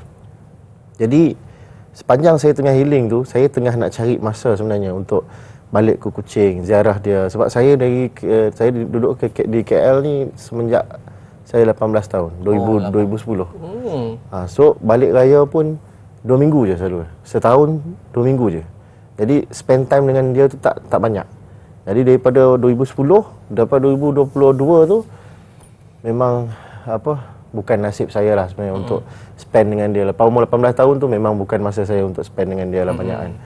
Itu salah satu jugalah yang saya kesali lah. Ada tak ayat yang Abang Amir ingat yang dikeluarkan oleh ayah Abang Amir sendiri? Kata-kata ni memang Abang Amir tak lupa dan menjadi inspirasi dan dorongan untuk Abang Amir berjaya. Ada tak? Ingat lagi tak? Ada. Dia selalu pesan kat kita orang semua. Arwah cakap kena cari identiti. Kena ada jati diri. Kena ada disiplin. Dia cakap baru jadi manusia. Kalau tak, kita jadi binatang. Dia cakap. Dia selalu pesan kat kita orang semua adik-beradik lah. Apa yang Abang Amir faham dengan ayat tu? Masa tu tak faham. Tapi bila dah umur 18 ke atas tu, bila recall balik, lagi-lagi bila dia dah meninggal tu kan, kita semua macam duduk recall balik kenangan-kenangan kita, baru macam make sense lah. Macam okey, betul lah, kalau tak ada jati diri, tak ada identiti, tak ada disiplin, memang kita tak jadi apa. Kita tak akan bergerak ke mana-mana lah. Dan masa dia meninggal tu 2022 tu, itu juga menjadi semangat untuk saya untuk kembali dalam muzik industri. Sebab saya berhenti 2018 sampai 2022 tu sebenarnya. Saya berehat lama. Dan bila dia dah meninggal, masa saya letakkan arwah ayah saya ke liang lahat tu yang saya tengok muka dia buat kali terakhir tu, saya tengoklah saya macam banyak legasi yang dia dah tinggalkan dekat kita orang semua. Apakah legasi aku? Kalau aku dekat sana nanti satu hari dia diturunkan dalam liang lahat, apa peninggalan aku dekat dunia ni? Adakah dia benda yang elok, benda yang tak elok, tak tahu. Itu yang macam nekat, okey, saya nak bawa balik nama ayah Jahari tu, kembalilah Amir Jahari ke dalam muzik industri. Maknanya harimau mati meninggalkan belang, Ustaz. Jadi mungkin sedikit komen daripada Ustaz tentang apa yang berlaku kepada Abang Amir, yang mana ayahnya sendiri memberi satu dorongan yang cukup luar biasa sehingga boleh comeback menjadi orang yang ternama ini. Baik tuan-tuan, dalam hidup kita ni Allah bagi ada satu persinggahan, yang persinggahan ni tak tahu lama mana. Batu saya kata tadi, macam saya rasa dalam satu sudut penyesalan tu pasti ada, tapi tu dia dah kata bukannya kita minta untuk datang ke sini. Saya kira kalau tak ada orang yang nak berjauhan dengan mak ayah, tapi takdir menentukan Abang Amir datang tadi dengan belajar, and then berumah tangga dan kehidupan kerja. Sebab tu saya pesan tuan-tuan, ada baki lagi 10 hari Ramadan, selagi mana rumah kita adanya doa yang paling makbul dalam hidup kita, pulanglah. Cari. Saya Ustaz, kalau Abang Amir 2022, saya 2004, 2005 arwah mak saya meninggal. Maksudnya saya hanya sempat dengan mak 13 tahun. Berbaki lagi 20 tahun lebih ni tidak beremak. Jadi saya sampai hari ni, setiap kali saya tengok kalau ada orang buang mak, sebab tu saya buat pusat orang tua-tua Ustaz, buat kerjasama apa semua ni, sebab saya tak mau keadaan yang Saya boleh ada seorang mak yang saya boleh tolong jaga pun saya okey. Sebab tu saya pesan lah nak mengajak, kalau Abang Amir itu di antara sumber inspirasi kekuatannya adalah seorang ayah yang walaupun dah meninggal, tapi tengok setiap dari detik pergerakan, perbuatan beliau hari ini jadi menjadikan pahala mudah-mudahan kepada arwah ayah. Maka saya pun harapkan benda yang sama jadi arwah kepada mak. Balik. Saya baru ni balik buka puasa dekat rumah ayah. Saya bukan sibuk duk banyak program kat Madat, bagi jamu orang makan, sampai saya terlupa, ya Allah, saya tak sempat buka, saya tak sehari pun tak sempat buka puasa di rumah lagi Ustaz ni. Ni dah hari yang ke-20. Tu sehari baru balik buka puasa rumah ayah. Ayah saya ucap terima kasih. Allahu Akbar. Saya ucap, Aduh. ayah ucap okey, ada something wrong somewhere ni saya. Lepas tu saya kata ayah saya ucap terima kasih, saya, ya Allah Rabbi, okey, aku ada benda tak kena aku buat ni. Kan ayah saya tak marah, dia kata macam ayah pun faham, okey, Isra hari tolong orang, bagi orang makan, beribu-ribu orang di Madat makan, lepas tu duk ulang alik KL. Saya makan roti, makan kurma dalam kereta, macam tadi makan bubuk kan Ustaz, orang sahur kan. Sahur tadi. Tiba ayah saya ucap terima kasih tu Ustaz. Ya Allah, saya rasa macam okey. Lepas tu saya kata, kalau tuan-tuan tak ada apa, balik kau puasa dengan dia puasa, tuan. Itu healing yang terbaik saya rasa. Saya dengan Abang Amir ni kategori yang kalau Allah takdirkanlah mereka masih hidup, saya rasa kami akan tinggalkan banyak benda ni. Tahap tu dulu keutamaan kami. Betul. Tidak ada kejayaan lebih berjaya melainkan memberikan keseronokan kepada mak dengan ayah. Saya macam okey, boleh buka puasa, ayah saya ucap terima kasih, ya Allah, tu kan rumah. Macam satu tamparan Tapi ayah saya ni manusia yang paling baik lah yang saya pernah kenal dengan kehidupan saya ni. Selain daripada mak, ayah saya adalah orang yang paling dia bukan orang yang jenis pemarah. Tak pernah saya tengok, semua hidup saya tak pernah tengok dia marah orang. Depan mata saya tak pernah tengok dia marah orang. Orang katalah apa, orang buat apa-apa, mudah-mudahan saya doalah pada Allah, kalau boleh dapat sikit kebaikan dia tu, mudah-mudahan turun. Maka macam mana kebaikan yang Allah bagi pada perkataan seorang ayah yang sampai hari ini dipegang untuk dibawa membina apapun legasi. Kebaikan, membina legasi itu jadi benda yang samalah. Mak Abang Amir ada lagi? Ada lagi alhamdulillah. InsyaAllah. Jadi maknanya masih berpeluang lah untuk berbakti kepada kedua ibu bapa kan. Betul. Dan mungkin kalau kita lihat kepada nyanyian ni kan, orang akan suka buat perspektif yang negatif. Tapi bila mana Abang Amir hadir dalam orang kata dunia muzik ini, memberi satu fenomena yang luar biasa, bahawa orang lihat, oh, kita buat benda baik pun orang suka juga. Mungkin ada pandangan daripada Abang Amir sendiri. Sebenarnya itu yang menjadi kerisauan tau. Dulu masa saya start, saya selalu duk fikir macam nak kena buat benda viral yang luar biasa ni, baru dapat perhatian, nak kena joget dulu nak kena joget dulu ke apa kan. Pernah lah terfikir macam nak buat marketing ke tahap sampai macam tu apa semua, sebab nak hidupkan anak bini semua kan. Tapi bila nak pergi ke situ kan, mesti ada stop dia. Mesti ada macam Allah halang. Dia macam ada halangan dia kan. Dia tak jadi pergi ke situ. Jadi alhamdulillah saya tak adalah sampai buat benda-benda yang macam tu, dan saya teruskan dengan cuba untuk menyampaikan kebaikan lah sampai hari ini. Sebab saya tahu dia dalam dunia ni dia ada kebaikan, dia ada keburukan. Memang majoriti orang dia akan suka benda-benda yang gosip, dia suka benda-benda yang negatif, dia suka benda-benda yang keburukan. Perhatian dia akan lebih. Kalau kita belajar bahasa pun, ini menurut psikologi lah, orang yang cepat belajar bahasa pun dengan perkataan keji dulu. Baru dia nak faham apa interest dia akan lebih ke situ lah. Ini dari sudut psikologi. Jadi sama juga macam perhatian dekat hiburan, media hiburan ni, banyakkannya benda-benda negatif yang orang senang tangkap. Tapi benda-benda positif ni sangat susah sebab benda tu biasa bagi dia orang. Benda tu bukan biasa, dia macam surface je. Dia tak nak macam ambil tahu gosip. Contoh macam orang bercerai lah apalah. Ni semua dia orang nak sibuk nak tahu. Jadi memang susah sebagai seorang anak seni untuk kita ke depan membawa kebaikan, membawa mesej yang tertentu yang untuk memberi manfaat kepada orang. Memang benda ni sangat-sangat susah. Tapi kita akan tetap teruskan jugalah, dan saya akan terus mengajak semua student-student saya yang buat lagu dengan saya untuk keep buat lagu yang beri manfaat, beri impact yang bagus dekat orang. InsyaAllah. Inilah kebaikan yang kita nak. Man dalla ala khair falahu mithlu ajri fa'ilihi. Barang siapa yang menyuruh kepada kebaikan, dia pun akan dapat pahala yang sama.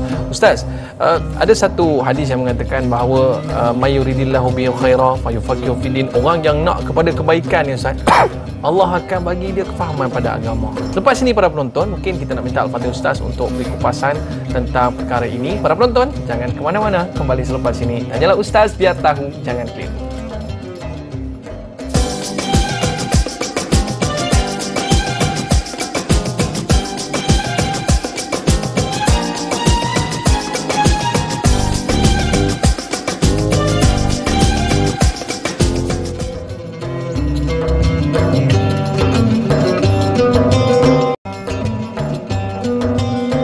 Alhamdulillah, kembali dalam Tanyalah Ustaz, biar tahu, jangan tiru. Terima kasih kepada para penonton sekalian yang mana tak berganjak Ustaz. Oh ni, bila kita bawa Abang Amir ni, rasanya kita kena bawa hari-hari Abang Amir ni. Barulah tak berganjak penonton kita. Baik Ustaz, tadi ada tak silap saya sebuah hadis Ustaz ya, yang mana siapa yang nak kepada kebaikan ni, Allah bagi dia erti dalam agama ni Ustaz. Mungkin inilah sebenarnya yang Allah nak tunjukkan kepada kita. Baik, tanda makna reti ni adalah kita kembali kepada jalan fitrah, ini kepada jalan agama. Itu makna reti ni kan. Sebab ada je orang yang mengaji agama pun tak kembali-kembali juga kan. Padahal dia mengaji agama adalah jadi tanda Allah sayang dan kasih pada seseorang tu. Allah mengembalikan dia kepada jalan agama, itu adalah satu bentuk kebaikan dan taufik dan hidayah itu sendiri. Kan? Siapa sangka Safwan bin Umayyah yang dahulunya berperang dengan Nabi. Kalau kita tengok dalam peperangan ni, dia bukan takat berperang, malah dia memimpin tentera musyrikin membunuh umat Islam ke dalam perang Uhud. 2 panglima perang puak musyrikin daripada kalangan Quraisy. Yang pertama Khalid Al-Walid, yang kedua Safwan bin Umayyah. Safwan bin Umayyah ni dia anak Umayyah bin Khalaf, yakni pemimpin besar di Mekah yang tuan kepada Bilal bin Rabah. Dalam perang Badar, Umayyah bin Khalaf ni mati dibunuh oleh umat Islam dalam perang Badar 17 Ramadan tahun 2 Hijrah. So Safwan bin Umayyah ni anak dia masih kecil ketika itu, dia melihat bapa dia mati. So dendam yang kesumat yang dibina ni adalah daripada kematian. The highest level dari segi dendam ni adalah kematian. So dia tengok pak dia mati, dia memang dia berjanji dia akan pastikan Nabi SAW mati dalam peperangan, dibunuh oleh dia atau orang lain. Lepas tu dia upah Umair bin Wahab radhiyallahu anhu, sepupu dia nak pergi bunuh Nabi di Madinah, tapi tak jadi bunuh, masuk Islam sepupu dia. Daripada perang Badar, Uhud, Khandaq, Khaybar, 2 Hijrah, 3 Hijrah, 5 Hijrah, Khaybar 7 Hijrah, semua dia berperang dengan Nabi Ustaz. Tetapi siapa sangka seorang manusia yang paling membenci Nabi SAW, yang cukup marah bila dengar Nabi SAW, tetapi ketika mana berlakunya Fathul Mekah, 8 Hijrah berlakunya perang Hunain, maka dia berjumpa dengan Nabi SAW selepas nak bunuh diri. Ini contoh dia sampai nak bunuh diri ni. Umar bin Wahab pergi pujuk dia di Jeddah, balik bertemu dengan Nabi di Madinah, dan Nabi tak paksa dia masuk Islam. Nabi kata, kamu bernaunglah di bawah kerajaan Islam dalam keadaan jangan ingkar dan jangan buat benda pelik-pelik dah. Dia pun ambil masa, dia jumpa dengan Nabi selepas perang Hunain, dia kata, Rasulullah, dia nak mengucap syahadah. Dan selepas Safwan bin masuk Islam ni, Nabi ni, kehebatan Nabi ni, Nabi walakin ya'fu wa yasfu. Nabi ni tak, dia panggil forgive and forget. This is the highest level dari kesabaran manusia, redanya. Kita ni Ustaz, kita boleh memaafkan, tapi belum tentu boleh melupakan. Tapi Nabi SAW mendidik kita memaafkan dan melupakan terus. Ini benda yang paling rare. Kalau kita, betul dekat Ramadan ni, belajarlah untuk memaafkan, berdamailah dengan diri, carilah ruang tersebut walaupun penat, walaupun rasa susah. Dengan asbab keberkatan perbuatan Nabi ni melahirkan Safwan bin Umayyah, melahirkan ramai daripada kalangan orang yang masuk Islam dan menarik orang untuk dekat dengan Islam. Siapa sangka seorang yang orang tu jahat lah, dulu ni jahat habis meta ni, tapi Masya Allah mati dalam keadaan mulia dalam Islam. Jadi there is always hope and time. Sentiasa ada pengharapan, sentiasa ada masa, maka jangan berhenti untuk mencari asbab itu, insya-Allah. Bang, sekarang ni orang lebih selesa dengan panggilan hamba. Kepada Abang Amir Jahari. Apa sebenarnya maksud di sebalik hamba tu sendiri? yang abang guna sekarang ni? Mungkin ada sesuatu yang abang boleh kongsikan. Saya pakai Humber tu dari 2020 2022. Kan tempoh saya healing tadi. Okey. So masa tempoh healing tu sebenarnya saya tengah mencari diri balik lah, mencari diri balik, mengenal agama balik semua. Tempoh tu juga saya banyak buat meditasi dan sebagainya. Jadi saya jumpa satu loophole dalam life saya before 2020 ke bawah. Saya jumpa loophole yang Amir Jahari ni terlalu berbengkah dengan diri dia. Benda macam tu lah. Dia macam terlalu nama tu jadi satu benda yang macam tempat saya meletak ego saya. Jadi Amir Jahari tu kan. Itu yang saya tamatkan riwayat Amir Jahari 2020 tu. Tapi dengan niat untuk berehat seketika je lah, untuk cope dengan mental illness saya tu. So 2020 sampai 2022 saya pakai nama baru Humber. Hamba ni saya cuba nak letakkan dalam diri saya hamba Allah. Hari-hari lah bila orang cakap hamba, saya cuba untuk macam, dia kan jadi macam orang cakap 40 kali cakap tu jadi doa. Kan? Tu yang saya cuba letakkan dekat diri sendiri lah. So 40 hari, taklah 40 hari, 2 tahun tu. 2 tahun tu saya letak diri Amir saya Jahari hilang. Amir Jahari saya buang dulu sekejap. So lepas 2 tahun tu jadi hamba, ayah meninggal, baru saya kembalikan Amir Jahari. Amir Jahari muncul kembali. Amir Jahari yang dah dibersihkan lah kot, tak tahulah. Lebih kurang macam tu. InsyaAllah ini satu perkara Luar yang biasa kan? luar biasa. Saya baru tahu. Ini bukan luar, ni liar biasa. Liar biasa. Kan? Jadi saya nama baru itu tahu. doa Ustaz. Nama itu satu doa Ustaz. Mengembalikan sifat kehambaan itu adalah asas yang paling pertama untuk orang berubah. Ingat okay, ni maksiat pertama berlaku dalam alam ni. Okey. Disebut dalam muka surat ke-6 suratul Baqarah ayat yang kedua. Allah kata aba wastakbara wa kana minal kafirin. Ketika mana keingkaran iblis ni, apa penyakit yang dia kena? Ego. Itu disebut tadi boleh ambil. Saya power gila. Ini dah bukan Allah relihkan pada kita satu benda apa tak? Dalam hidup kita ni kita tak sedar ego ni. Ustaz ego. Oh dia kata terror aku cakap. Kan? Oh aku cakap sikit orang kagum dengan aku. Itu ego tu. Iblis ni siapa dia? Ketua malaikat tu, bukan Cak Ayam. Bukan kaleng-kaleng. Tapi bila mana hilang sifat kehambaan, dia malaikat, dia tak hamba Allah. Tapi bila hilang kehambaan itu, maka inilah penyakit pertama, maksiat pertama berlaku dalam alam yang menjadikan itulah keingkaran pertama, maksiat pertama berlaku. Bukan sebab tu saya kata, ni saya pun terpukul ni. Mengembalikan kehambaan dalam diri itu adalah benda yang paling asas dalam ilmu tasawuf. Agar kita sentiasa mentauhidkan diri, kita hamba, dia mencipta. Dia pencipta. Kita ni hanya dicipta dan akan ada masa akan binasa. Baik, bang, bukan kata orang yang suka hiburan ni, orang yang ni semua suka hiburan. Hatta Nabi SAW pun suka hiburan. Tapi mungkin di akhir-akhir pertemuan kita ni, mungkin abang boleh bagi tahu kepada content creator kat luar sana, orang yang menyanyi kat luar sana dan sebagainya, untuk sama-sama kita gunakan medium ini untuk berdakwah, bang. Saya ada orang cakap, Amir, abang buat lagu nasyid moden ke?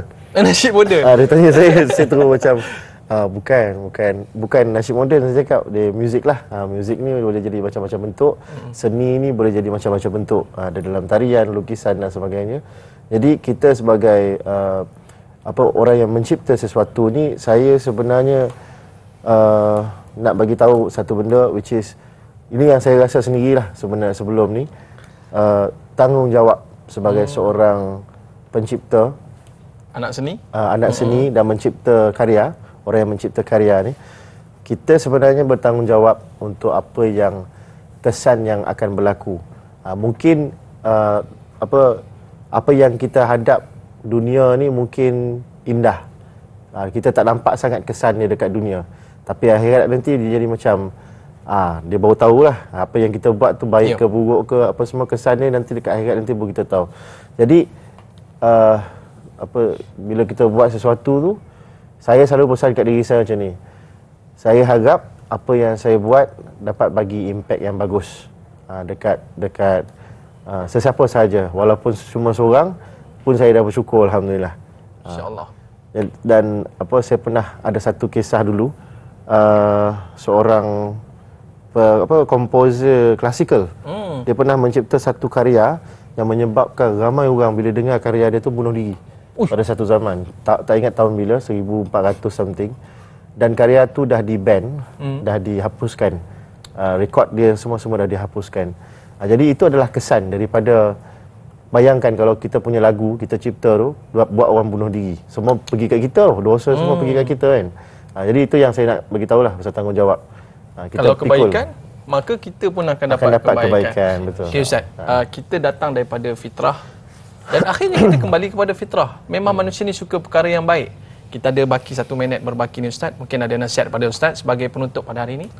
Baik, macam disebut katalah, saya suka perkataan digunakan oleh Abang Jah Amir. Ni kali pertama kami berforum Ustaz. Masya Allah. Kami dah jumpa banyak kali. Kenal lama dah. Kenal lama. Sebab Allah izinkan pada pagi ni, saya bersyukurlah. Saya bersyukur Allah SWT. Kita pegang dengan satu benda, setiap semua yang kita buat ni kita akan dipertanggungjawabkan, kan? Baik dalam dunia, dan tuan-tuan tak perlu buat benda yang tak ada kat tangan kita. Abang Amir Allah bagi dalam dunia seni, dalam dunia hiburan. Manusia perlukan hiburan, maka tariklah orang untuk dekat dengan Allah melalui jalan hiburan. Kan? Ada sahabat saya waktu Abang Syamsul Yusof dulu, dia nak retire daripada dunia perfilman, dia berjumpa dengan arwah Ustaz Murtada. Merajuk tu. Arwah Ustaz Murtada dengan ni kata, teruskan dalam dunia yang kamu buat. Maka dia buat keluar cerita Munafik. Alhamdulillah ketika tu bawa satu impact yang baik. Jadi tuan-tuan, apa pun di mana tuan-tuan berada, apa pun kerja yang tuan-tuan buat, apa ilmu yang tuan-tuan ada, carilah kekuatan pada ilmu tadi. Macam saya manfaatkan kerjasama dengan geng LGBT ni yang berhijrah untuk tarik orang-orang yang LGBT yang masih ada, untuk tarik kembali kepada kebaikan. Jadi apa yang tak kisah dunia apa pun, platform apa pun, kita jalan untuk buat baik sentiasa ada. Jadi teruskan, mudah-mudahan Allah bagi manfaat dan kebaikan. Saya mohon maaf kalau mungkin ada yang kurang dan yang tak baik, kelemahan dari saya, mudah-mudahan Allah bagi keampunan kepada kita. Tak dan kita nak dengar Abang Amir nyanyi selagu. Ada. Tak apalah, nantilah kita jumpa lagi Ustaz. Baiklah, para penonton sekalian, esok topik kita memang ada kena-mengena lah, iaitu berkaitan dengan hiburan dalam Islam bersama dengan Al-Fadil Ustaz Yaakob Yusra dan ditemani oleh moderator Dai Ana. Jadi para penonton sekalian, terima kasih kita ucapkan kepada Abang Amir sanggup datang ke Teratak Tanya Ustaz, dan terima kasih kepada Al-Fadil Ustaz hari-hari ulang-alik Sungai Petani, masya-Allah. Jadi kepada para penonton sekalian, kita berakhir di sini. Kita jumpa lagi Tanyalah Ustaz, biar tahu jangan keliru.